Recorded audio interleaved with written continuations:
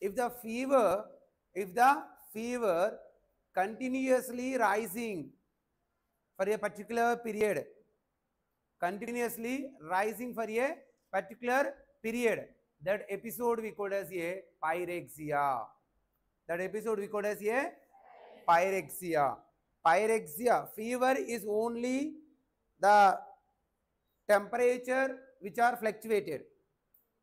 Fever అనేది temperature అనేది fluctuate అవుతుంది. అంటే ఏంటి అంటే పెరగడం స్టార్ట్ అవుతుంది, ఒక దగ్గరికి పోయి ఆగిపోతుంది, మళ్ళీ తగ్గిపోతుంది. ఇలాంటి క్యారెక్టర్ని మనము ఫీవర్ అంటాము. మరి ఎలాంటి క్యారెక్టర్ని మనం పైరెక్సియా అంటాము అంటే అది ఆప్టిమానికి రీచ్ అయిన దగ్గర. What exactly that?